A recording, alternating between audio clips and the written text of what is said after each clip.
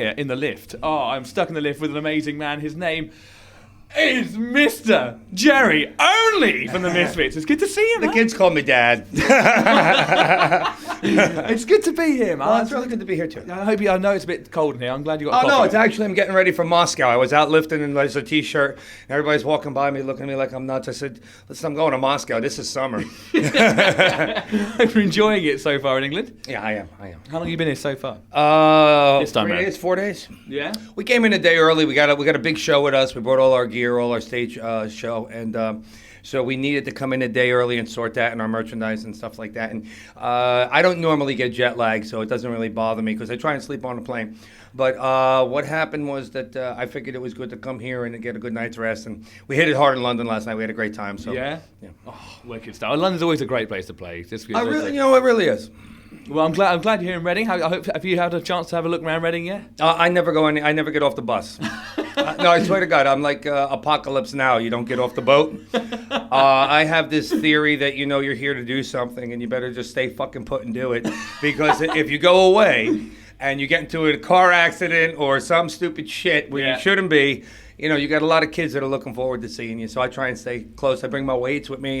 They happen to have a gym down the block, which I'm going to go check out, but they're going to get a kick out of that. But, it's all good. We're here for the kids, and, hopefully you guys continue to have kids. Well, hopefully not soon. Not soon in I'm just starting up my career here. Thank you very much. I say thank you very much for coming and having a chat.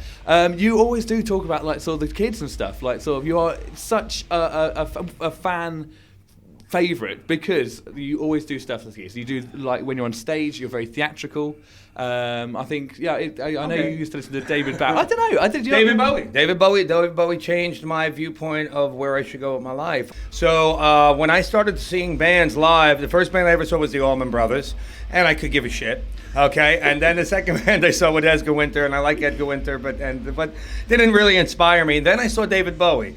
And at the time, I do sculpting. I sculpt the skull on my guitar. I work in a machine shop, so I build things. I create, like an engineer. So what happened was that when I saw David Bowie's show with the theatrics, and I wasn't familiar with the music, I said, I can do this. This is really my calling because it takes every element of what I'm good at and I can put it all into one. But the thing that once I got into Bowie, he was doing the orange hair and the glam, and Mick Ronson had just left the band. Was he Ziggy by then, or was he? Well, he was Ziggy. He was coming out of Aladdin Sane doing Diamond Dogs. Diamond Dogs was like his transfer into him to being a chameleon, which then he went to disco and he went to techno and he saw Kraftwerk. Bowie traveled the world and went to all the nightclubs and hung out. And he would see bands like Kraftwerk or this band or that band. And he would just emulate what these guys were doing because it was hip, it was happening. And he would write his album, and then he was David the Young American. And he was the guy from station to station. And I just blew him off. I was like, look, I liked what I liked when I saw you. There's no reason to change. There's no reason to change something that works. It ain't broke. The shark is the shark because the idea worked for 800 million years. And the alligator is still here after the dinosaurs because this design adapts itself to any environment. So with the Misfits, I did the same thing. I got bigger spikes now. I got better guitars, but we make them all. And, it comes to originality. The Misfits is totally original because we don't use anything that's actually made by human hands. I like it. No, it's really good because you make all your own clothes as well. You used to back in the day. I don't know if you still do now. Yes, I do. Yeah, still to the day? Yes. Amazing stuff. So all those big spikes. They're real. And you file down train tracks? Well, no. I filed down the old. I have two jack. I have a clothing change tonight during the show, just like Madonna. I'm so sorry.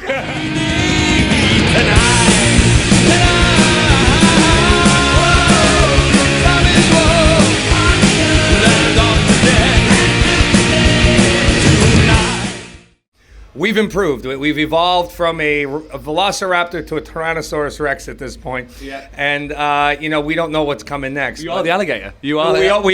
We are. It's a binary design that works. The skull, too. If you look at our skull, the Fiend skull, not this one. This is the George Romero version of our Fiend skull. Our skull is actually under there. The director. Yeah. It's actually, if you look, this is like from Dawn of the Dead. Something of the Dead. Yeah. So he did Land of the Dead, and they had the people coming out of the swamp. So we gave the artist our skull and that skin is on top of our skull. Our skull is actually underneath there, which is cool. So it kind of locks everything together. Yeah. So, but I go around, and kids come from that are in high school or doing art class, and everybody's always silk screening the skull or drawing the skull, or so the skull is very big. The skull is like the cross for Jesus. The feet, it's huge. The cross. You don't need to know who it is. You look at the cross and you know what it means, and you look at the skull and you know what it means. So. I love the fact that I mean there are still people, as you say, just still wearing it now. You had Cee-Lo Green like on The Voice. Or was it no, we had to okay that, and Roadrunner sends me a contract. Says, we own the rights to your next 3 records and your merchandising. I looked at them and I said, are you kidding me? I said, my merchandising's worth more than my next 10 records. What the fuck are you talking about? Anyway. I'm fucking George Lucas right here. You got to read what's up. And, the problem with the business, you don't sell records. Records do not sell. But in our world, we are the kings of marketing and merchandising. So for us, we sell records based on the packaging. Our packaging of this new record is the best. It's glow-in-the-dark poster, and forget it. It's just like so cool, and the artwork looks like it came from the Bible, right? It looks like you see Judgment Day. You read the words, and you turn the page, and there's our album cover. And just after Exodus. Well, that's what we were. That's what we were shooting for, and we're very fortunate to have such a visual connection. So I've actually seen. We have this thing called Comic Relief, where it's a charity thing that goes and it helps out all the kids in Africa. And I saw a child in Africa with a Misfits themed T-shirt on. You know why? Because I send we send all our stuff that's misprinted and stuff to charity. And it is the most tattooed thing ever, isn't it? I'm going to do a book. It's going to call Misfits Inc. INK, obviously. Yeah. And we're going to do nothing but photos of people's tattoos and where they're from and who did it. You know what I mean? So in other words, we're in Reading. It'll say Reading. It'll show the top 3 tattoos or something as we do a tour. So I got to set up. I'm going to eventually set it up. I haven't had the chance yet. We're still working on that with 2 45-degree lights and a really good camera, and then like a pedestal for people to put their tattoos on it and hit it. And then they got to sign a release. right on the spot that we have the ability to now put this in the book.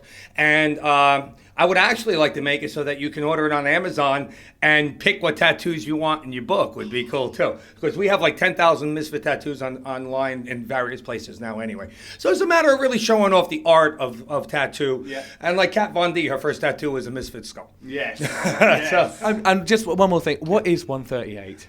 Ooh, I'd have to kill you. Oh, I knew it. My belief, is that it's from TH 1138.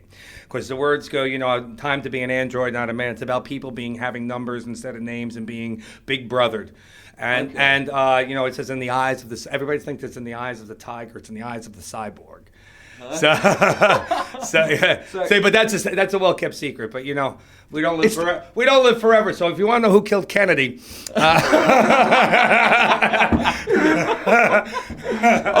Jerry, thank you so much. Area 51. It might as well now. In there is a wealth of knowledge right there, just aching to be opened. Main thing, enjoy what you do, and count every day as a blessing, and don't take shit from anybody. Well, I count this. I am very privileged to have a chat with you, and thank you very much for your time, sir. Mr. Jerry, only. Thank you very much. Anytime, guys.